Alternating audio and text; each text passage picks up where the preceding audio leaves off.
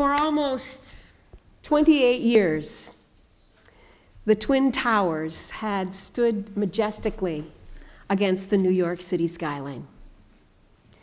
They required more than 6 years and 8 months to build. Yet, it took only 102 minutes to destroy them. In less than 2 hours, they became a 7-story pile of twisted metal and burning rubble. In a relatively brief lifespan, the World Trade Center had been the site of both awe-inspiring magnificence as well as hideous and horrific calamity. The feat, the awe-inspiring feat I'm referring to, happened in 1974 when Philippe Petit, a Frenchman, walked across a high wire which he himself had strung between the Twin Towers. Freestanding, 1,340 feet above ground, 110 stories high, he crossed over. Not once, but 8 times. Taking the swaying of the towers into account, he successfully managed to walk, dance, and bounce up and down with his feet actually leaving the wire. At one point, he even lay down to rest. All this, a quarter of a mile up in the sky,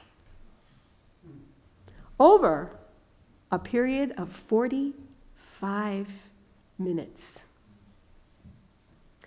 Onlookers stared with their jaws agape, not believing what their eyes were revealing to them.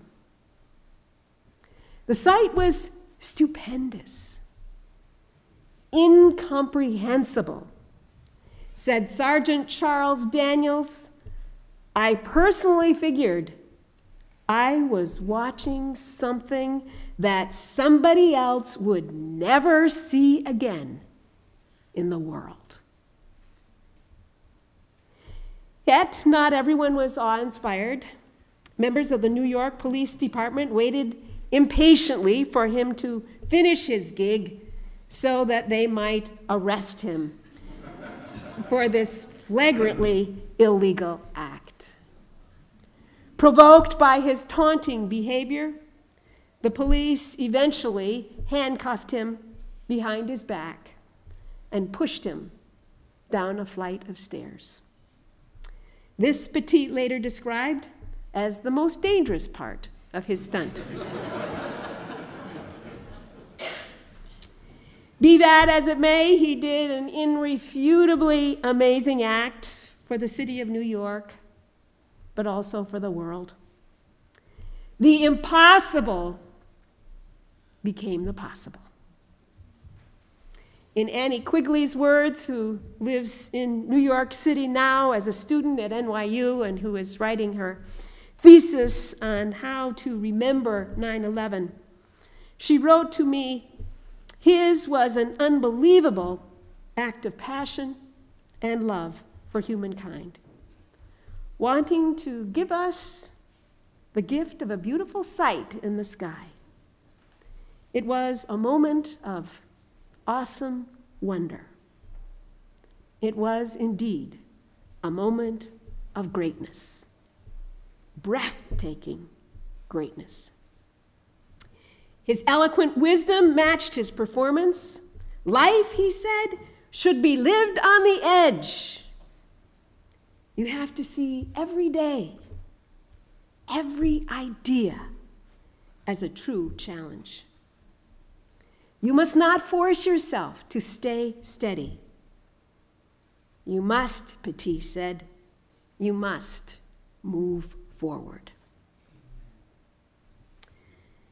27 years later, on September 11th, 2001, pandemonium struck these very same towers.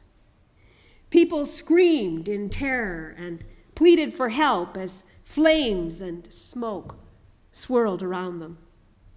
Some chose to escape their plight by jumping to their death. 2,595 people did not survive. As part of one commemoration service, all the names of the victims were read out loud. And it took almost 3 hours to get through the list.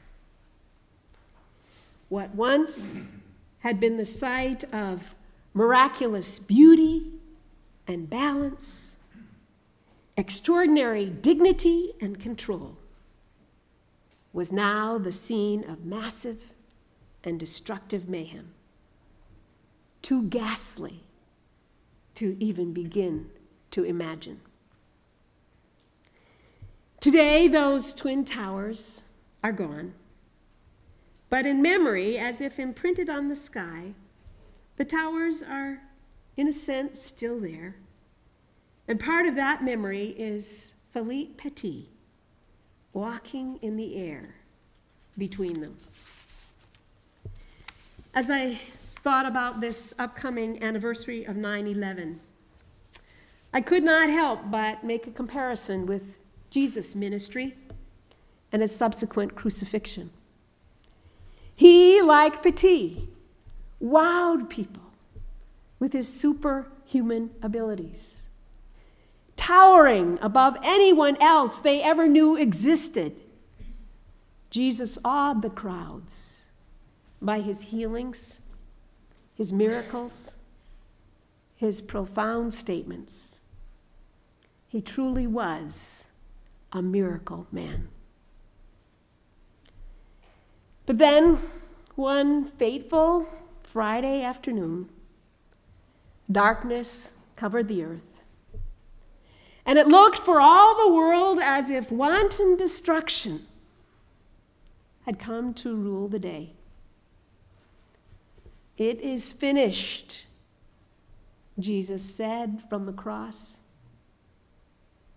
It is finished, the people cried. Yet, ironically, what was over was hopelessness. Ironically, what was over was helplessness. What was over was the addiction to self-destructiveness. What was over was the bondage to sin. Because in Jesus Christ, the worst things are never the last things. No shortcoming, no inadequacy, no wrongdoing can hold us back. Nothing can. Because in Jesus Christ, through Jesus Christ, death was crushed to death. And that is the power of the cross. It is as potent a reality today as it was when Jesus was hanging from the cross centuries ago. Just as that power was evident in Jerusalem, we can remember too how evident it was at Ground Zero. 2 days after the terrorist attack, a man by the name of Frank Selecchia was amazed to discover amidst the debris an actual 20-foot intact cross of 2 steel beams. Some people thought it a fluke. Others regarded it as a shrine. Regardless, one pastor commented, "I never felt the presence of Jesus more than when I was standing at the foot of that cross." Bottom line, evil did not triumph at 9/11, nor will evil ever triumph. Fear turned into compassion, and panic was transformed into heroic action right before our eyes.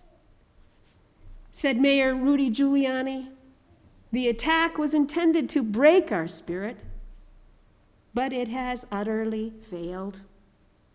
Our hearts are broken, but they continue to beat.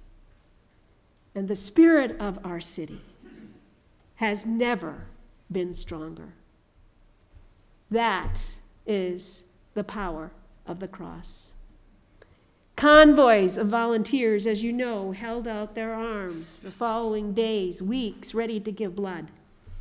Businesses donated food for the rescue workers, not for a day, not for a week, but for the 8 months the recovery efforts required. That's the power of the cross. One man walked an 80-year-old man down 90 flights of stairs to bring him to safety. That's the power of the cross. Today, people across the nation are becoming part of the I Will movement.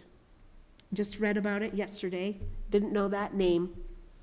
But it calls for people to do exactly what we are going to do now and in this coming month at the bulletin board, which Annie Heidel beautifully created in the foyer. It is asking us to pay tribute to those remembered on 9/11 by choosing to do a personal act of service. In 2009, it became part of the Serve America Act and was passed by Congress. And we here in this congregation are blessed to be able to serve now as Christ's hands and feet in helping to transform a horrific tragedy into a new beginning. As our thoughts continue to surround the 9/11 incident, I close this morning's message with a true story, which actually took place at Winston Churchill's funeral. Churchill himself had orchestrated his service, and so on the day of this memorial, high up in the dome, high up of St. Paul's Cathedral, he had asked that a lone bugler stand and play taps, signifying to the masses below that an era had come to an end. The masses were hushed. There was a long, silent, and pregnant pause.